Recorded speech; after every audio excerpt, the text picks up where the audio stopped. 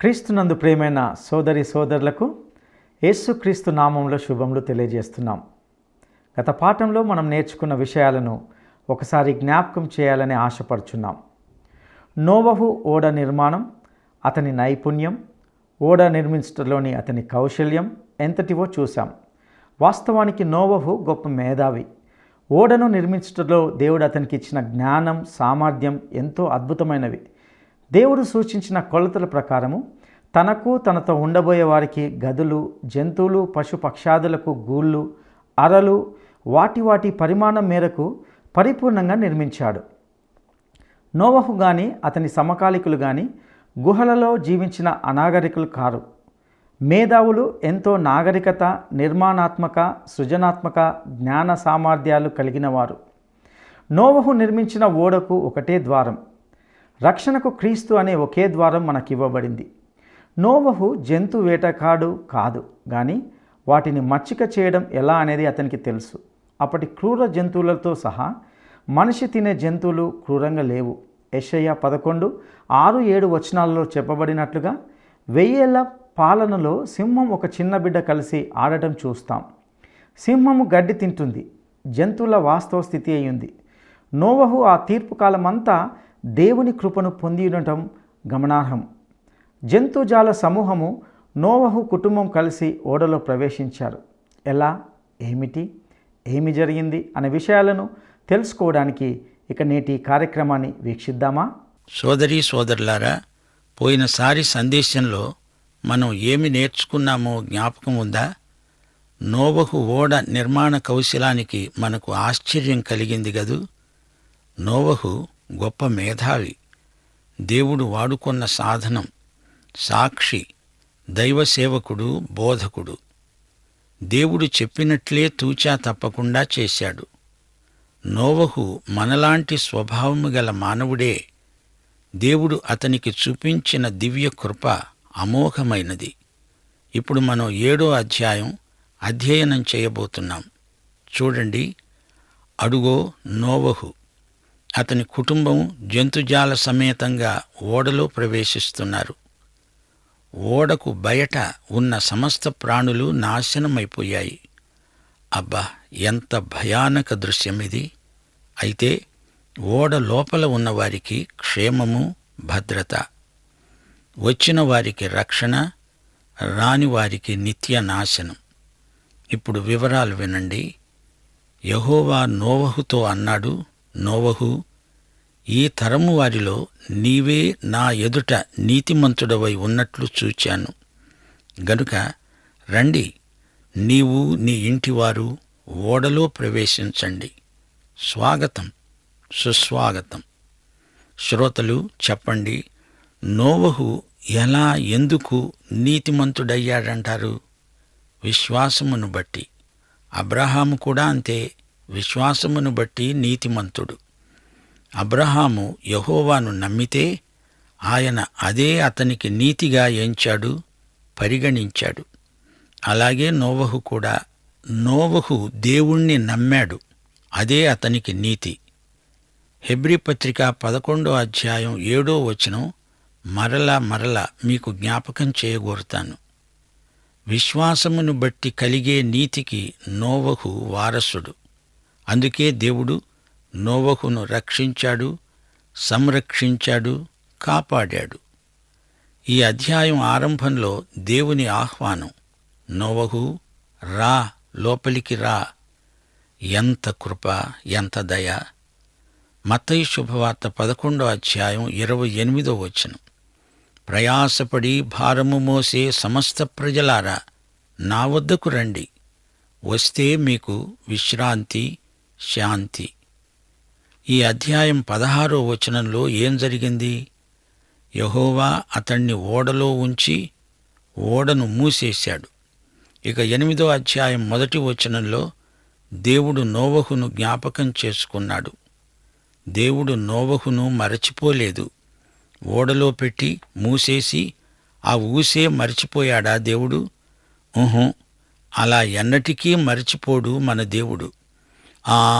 ఆయనకు నేను జ్ఞాపకమా అని బెంబేలు పడిపోవద్దు నేస్తం. దేవుడు నిన్ను ఎన్నటికీ మరువడు, నిన్ను ఎడబాయడు, శాశ్వత ప్రేమతో నిన్ను ప్రేమిస్తాడు. అలాంటి దేవుడు మన దేవుడు. నీవు రక్షణకు అభ్యర్థివి అయితే ఆయన నీ పాపాలను క్షమించి వాటి సంగతే మరిచిపోతాడు. కాని నిన్ను మాత్రం మరిచిపోడు. నా మాట నమ్ము, ఇది నా స్వానుభవం. మన దేవుడు పాపిని ప్రేమించి పాపాన్ని ద్వేషించే దేవుడు. సరే, నోవహు అతని కుటుంబం ఓడలో ప్రవేశించారు. నోవహు గాథ సృష్టి కథలాగే వివిధ సంస్కృతులలోకి, ఇతిహాసాలలోకి ఎక్కింది. బబులోను పురాణాలలోకి కూడా వచ్చింది. ఎలా వచ్చిందో ఏమో. సత్యం మూలస్థానం నుంచి బయలుదేరి విశ్వవ్యాప్తంగా పయనిస్తూ ఉండగా ఆ నోటా ఈ నోటా పడి అసలు కథకు చిలవలు పలవలు చేర్చి మసిబూసి మారేడు కాయ చేస్తారు. ఆధ్యాత్మిక ప్రపంచంలో ఏదో పోరాటం మొదలైందిట. అప్పుడు పెద్ద జలప్రళయం వచ్చిందట. కాని సత్యవేదం అనే పరిశుద్ధ బైబిలు అంటోంది, ఈ జలప్రళయం మానవతపైకి దేవుడు రప్పించిన తీర్పు. పవిత్ర జంతువులలో ప్రతి జాతి పోతులు 7, పెంటులు 7, పవిత్రము కాని జంతువులలో ప్రతి జాతి పోతు పెంటి 2, ఆకాశ పక్షులలో ప్రతి జాతి మగవి 7, ఆడవి 7. నీవు భూమి అంతటి మీద సంతతిని జీవముతో కాపాడునట్లు నీ వద్ద ఉంచుకో, అట్టిపెట్టుకో అన్నాడు దేవుడు. అపవిత్ర జంతువులు 2 చాలు. పవిత్ర జంతువులు ఎక్కువ కావాలి. బలి ఇయ్యటానికి పవిత్ర జంతువులు ఎక్కువ కావాలి గదా. అందుకే వాటిని 7 జంటలుగా తీసుకున్నాడు. దేవుడు చెప్పిన ప్రతి మాట, చేసే ప్రతి పని ఎంతో అర్థవంతమైనది. వ్యాఘాతం ఏ కోశానా ఉండదు. 4వ వచనం. ఇక 7 రోజులకు నేను 40 పగళ్ళు 40 రాత్రులు భూమి మీద వర్షం కురిపించి నేను చేసిన సమస్త జీవరాశులను భూమి మీద ఉండకుండా తుడిచివేస్తాను అన్నాడు దేవుడు. 7 రోజుల వ్యవధి ఉంది. ఈ 7 రోజులు ఎంతమంది వచ్చి తలుపు తట్టారో ఏమో. కాని చిట్ట చివరి ఘడియలో వచ్చి ఏం ప్రయోజనం? ముందుగానే వస్తే దేవుడు రక్షించి ఉండేవాడు. సందేహం లేదు. వారు చేయవలసిందల్లా దేవుని యందు విశ్వాసం ఉంచటమే, అంతే. ఆ జలప్రవాహము భూమి మీదికి వచ్చినప్పుడు నోవహు 600 ఏండ్లవాడు. అప్పుడు నోవహు, అతనితో కూడా అతని కుమారులు, అతని భార్య, అతని కోడండ్రు ఆ ప్రవాహ జలములను తప్పించుకోవటానికి ఆ ఓడలో ప్రవేశించారు. దేవుడు నోవహుకు ఆజ్ఞాపించిన ప్రకారం పవిత్ర జంతువులలో, అపవిత్ర జంతువులలో, పక్షులలో, నేలను పాకే వాటన్నిటిలో అనగా సరీసృపములలో మగది, ఆడుది జతజతలుగా ఓడలో ఉన్న నోవహు దగ్గరికి చేరాయి. నోవహు వచ్చి వాటిని లోపలికి తోల్లేదు, వాటంతట అవే వచ్చాయి. నోవహు వయస్సులో 600 సంవత్సరం 2వ నెల 17వ రోజున మహాగాధ జలముల ఊటలన్నీ ఆ రోజే విడుదల అయ్యాయి. ఆకాశపు తూములు తెరువబడ్డాయి. 40 పగళ్ళు 40 రాత్రులు ప్రచండ వర్షం భూమి మీద కురిసింది. ఓడలో ప్రవేశించినవి అన్నీ దేవుడు నోవహుకు ఆజ్ఞాపించిన ప్రకారం సమస్త శరీరులలో మగది, ఆడుది ప్రవేశించాయి. అప్పుడు యెహోవా నోవహును ఓడలో ఉంచి ఓడను మూసివేశాడు. ఆ జలప్రవాహము 40 రోజులు భూమి మీద ఉండగా జలములు విస్తరించి ఓడ తేలిపోయేటట్లు చేశాయి. ఓడ భూమి మీద నుండి పైకి లేచింది. సోదరీ సోదరులారా, గ్రహించండి, ఈ ప్రళయం సార్వత్రికమైనది. ఈ జలప్రళయ గాథ వాస్తవ చరిత్ర. దీనిని ఎవరూ కాదనలేరు. 23వ వచనం. పొడినేల మీద ఉన్న వాటన్నిటిలో నాసికారంధ్రములలో జీవాత్మ సంబంధమైనవి, ఊపిరి గలవి అన్నీ చచ్చాయి. నరులతో కూడా పశువులు, పురుగులు, ఆకాశ పక్షులు, నేల మీద ఉన్న జీవరాశులన్నీ తుడిచివేయబడ్డాయి. అవి భూమిపై ఉండకుండా తుడిచిపెట్టుకుపోయాయి.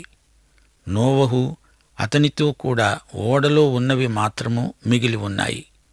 సోదరీ సోదరులారా, ఈ ప్రళయం ఎక్కడో సంఘటిల్లిన స్థానిక వృత్తాంతం కాదు.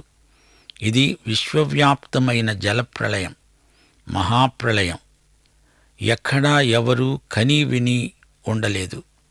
సమస్త శరీరుల మూలంగా భూమి అంతా బలాత్కారంతో నిండి ఉంది గనుక నా సన్నిధిలో వారి అంతము వచ్చింది. ఇదిగో, వారిని భూమిలో ఉండకుండా నాశనం చేస్తానని దేవుడు శపథం చేశాడు. 24వ వచనం, 150 రోజుల వరకు నీళ్లు భూమి మీద ప్రచండంగా ప్రబలినవి. అనగా 5 నెలలు భూమి నీళ్లలో ఉంది. 2 పేతురు 3వ అధ్యాయం 3-4 వచనాలలో జలప్రళయాన్ని గురించిన వాస్తవికత చారిత్రకంగా, భౌగోళికంగా సమర్థించబడింది, ధృవపరచబడింది. అంత్యదినాలలో అపహాసకులు అపహసిస్తూ వచ్చి తమ స్వకీయ దురాశల చొప్పున నడుచుకుంటూ ఆయన రాకడను గురించిన వాగ్దానము ఏమైంది? మన పూర్వీకులు, పితరులు నిద్రించింది మొదలుకొని సమస్తము సృష్టికి ఆరంభమందు ఉన్నట్లే నిలిచి ఉన్నదే అని చెబుతారని మొదట మీరు తెలుసుకోవాలి. అపహాసకులు దేవుని వాక్య సత్యాలను ఒక పట్టాన నమ్మరు, వెటకారంగా మాట్లాడతారు, వక్రభాష్యాలు చేస్తారు. దేవుని వాక్యమే సత్యం, ఆ సత్యం ప్రతిష్ఠాత్మకమైనది, అదే నమ్మదగింది, నిరాక్షేపమైంది. సోదరీ సోదరులారా, ఇటు చూడండి. ఓడ నిర్మాణం పూర్తి అయ్యాక నోవహు సకుటుంబ సమేతంగా జంతుజాలంతో సహా అందులో ప్రవేశించిన వెంటనే దేవుడు లోపల నుంచే తలుపు వేశాడు, మూసేశాడు. దాన్ని మరెవ్వరూ తీయలేరు. అంతే. తన ఇరుగు పొరుగు వారు రాలేదే అని నోవహు ఎంతో బాధ చెందాడు. దేవుడైతే అందరికీ అవకాశమిచ్చాడు. ఇందులో దేవుని తప్పేమీ లేదు. తలుపు వేసింది దేవుడే అని మరిచిపోకండి. మనం ఆత్మల సంపాదనకై శాయశక్తులా కృషి చెయ్యాలి. దేవుడు తలుపు మూసేశాక ఇక ఎవరూ ఏమీ చెయ్యలేరు. మనకు ప్రభువు అప్పగించిన పని చేసి ముగించి ఆ లెక్క ఆయనకు అప్పగించాలి. జలప్రళయాన్ని మా శ్రోతలకు ఇంతకన్నా ఏమి వివరించగలం? వర్షం వచ్చింది, ధారాపాతంగా జోరున వాన కురిసింది, ఉప్పెన వచ్చింది, మహాప్రళయం దాపురించింది. ఇది దేవుని తీర్పు. ఆకాశపు తూములు తెరుచుకున్నాయి. పొలాలు, కొండలు, పర్వత శిఖరాలు అన్నీ పూర్తిగా మునిగిపోయాయి.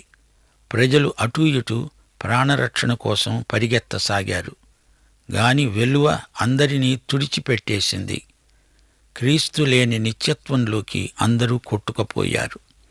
ఓడలో మాత్రమే క్షేమము, భద్రత.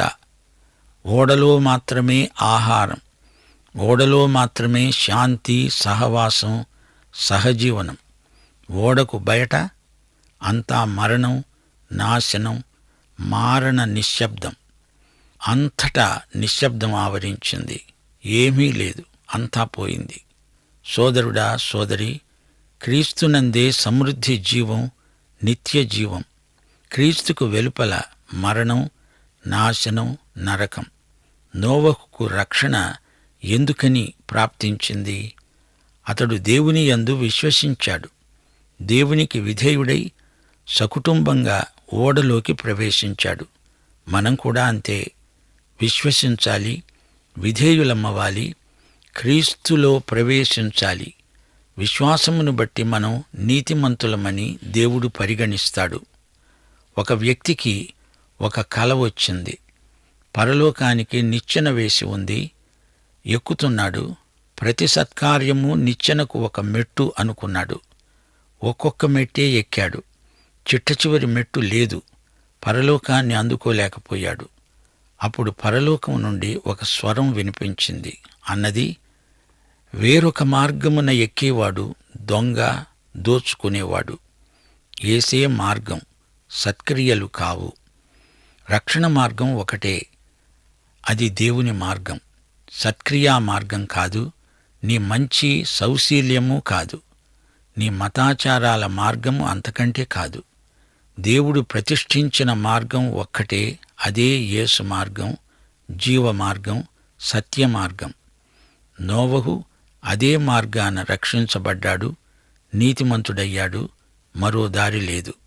మరో మాట, 2 పేతురు 2:5 హృదయం మీద రాసుకోండి. దేవుడు పూర్వకాలమందున్న లోకమును విడిచిపెట్టక భక్తిహీనుల సమూహము మీదికి జలప్రళయమును రప్పించినప్పుడు నీతిని ప్రకటించిన నోవహును మరి 7 దేవుడు కాపాడాడు. నోవహు నీతి బోధకుడు, నీతిమంతుడైన బోధకుడు. నోవహు ఓడను నిర్మించేటప్పుడు సుత్తెతో ఎన్నోసార్లు కొట్టాడు.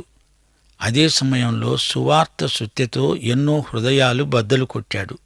నోవహు ప్రవక్త, ప్రళయం రాబోతోంది అని ప్రవచించాడు, ప్రకటించాడు. దేవుని ఉగ్రత రాబోతోంది, తప్పించుకోండి అని హెచ్చరించాడు. కాని అందరూ వేళాకోళం చేశారు. ఆ రోజున నోవహు ప్రబోధాలు ప్రజలు వినలేదు. అది వారిష్టం, కాని అది వారికి నిత్య నష్టం. ఆలసిస్తే ఆశాభంగం. ఈ విషయంలో నోవహు మనలాంటి మనిషే, అయితే మనం అతనిలాంటి మనుషులం కాలేకపోతున్నాము. ఎందుకని? ఈ సందర్భంలో ఓ ప్రాముఖ్యమైన సత్యాన్ని మీ దృష్టికి తెస్తాను. యాకోబు పత్రిక 5:16-17 నీతిమంతుని విజ్ఞాపన మనఃపూర్వకమైనదై బహు బలము గలదై ఉంటుంది. ఏలియా మనవంటి స్వభావం గల మనుష్యుడే. అతడు ఆసక్తితో ప్రార్థన చేయగా వెంటనే జవాబు వచ్చింది. ఏలియా నీతిమంతుడు. అతడు మనలాంటి స్వభావము గలవాడు. అంటే అతడు మనలాంటి నీతిమంతుడే. నోవహు, హనోకు వీరంతా మనలాంటి నీతిమంతులే.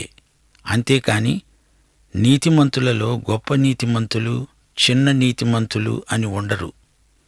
ఇప్పుడు నీవెంత నీతిమంతుడవో నీవు పరలోకంలో అడుగు పెట్టేటప్పటికీ అంతే నీతిమంతుడవు. ఇప్పుడే రక్షణ పొందిన వ్యక్తి ఎంత నీతిమంతుడో 30 సంవత్సరాల క్రిందట రక్షణ పొందిన నేను అంతే నీతిమంతుణ్ణి. అందాక ఎందుకు? శిలువ మీది దొంగ అప్పటికప్పుడే ప్రభువును నమ్ముకొని నీతిమంతుడయ్యాడు. అపొస్తలుడైన పౌలు ఎంత నీతిమంతుడో ఆ దొంగ ఒక్క క్షణంలో అంత నీతిమంతుడయ్యాడు. వ్యత్యాసం ఏమీ లేదు. పాత నిబంధనలోని భక్తులను గురించి మనం విన్నప్పుడు ఒకటి గ్రహించాలి. వారు గొప్ప నీతిమంతులు గనుక వారి ప్రార్థనకు గొప్ప విలువ అనుకోకండి. విశ్వాసులందరూ సమానంగా నీతిమంతులు. ప్రతి నీతిమంతుని ప్రార్థన మనఃపూర్వకమై బహు బలము గలదై ఉంటుంది అని దేవుని వాక్యం చెబుతోంది. సోదరీ సోదరులారా, హనోకు దేవునితో నడిచాడు, నోవహు దేవునితో నడిచాడు అన్నాము. మరి మనం కూడా అలాగే దేవునితో నడవాలి. ఆమోసు ప్రవక్త చెప్పినట్లు ఇద్దరు సమ్మతి పడకుండా కూడి నడుస్తారా? క్రీస్తునందు దేవునితో సమాధానం గలవారే దేవునితో నడువగలరు. యేసు ప్రభు అన్నాడు, యుగ సమాప్తి పర్యంతం నేను మీతో ఉంటాను, మీతో నడుస్తాను. దేవుడు మన యాత్రలో మనకు తోడై ఉండి దినదినము మనలను నడిపించునుగాక. అట్టి తీర్మానము చేయుటకు దేవుని ఆత్మ మనకు సహాయము చేయునుగాక. ప్రార్థన చేసుకుందాం. ప్రభూ, హృదయశుద్ధి గలవారు ధన్యులు. అట్టి హృదయశుద్ధి, చిత్తశుద్ధి, లక్ష్యశుద్ధి మాకు దయచేయమని, మా శ్రోతలకు ఆయురారోగ్యములు ప్రసాదించి వాక్యాహారము చేత పోషించి ఇంకనూ బలపరచుమని యేసు పరిశుద్ధ నామమున ప్రార్థిస్తున్నాము తండ్రి. ఆమేన్. ఇంతవరకు విన్న సందేశం మీకెంతో దీవెనకరంగా ఉందని నమ్ముతున్నాం. ఓడలోనికి వచ్చిన వారికే రక్షణ. ఈ రక్షణ సత్యము నమ్మదగినది, ప్రతిష్టాత్మకమైనది, నిరాక్షేపమైనది. ప్రచండమైన వర్షం మొదలై 40 రోజులు ఆగకుండా సార్వత్రికంగా అక్కడ ఇక్కడ అని కాకుండా సర్వత్రా కురిసింది. ఇది గొప్ప తీర్పు. అయితే దేవుని తీర్పు, రక్షణ మొదలైన విషయాలపై అపహాసకులు అపహాస్యంగానే మాట్లాడతారు. కానీ తన తలుపులు మూయబడ్డాక ఎవరు రక్షణ పొందలేరు. ఎవరికి రక్షణను గూర్చి ప్రకటించను లేరు.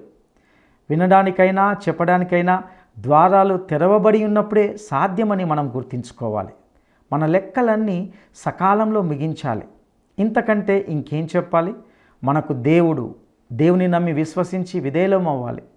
ధారాపాతంగా కురిసింది, ఉప్పెన వచ్చింది, అందరినీ కొట్టుకుపోయింది. ఓడలోనే రక్షణ, ఆహారం, భద్రత, నిత్యక్షేమము. ఓడకు వెలపల వినాశనం, మారణ నిశ్శబ్దం.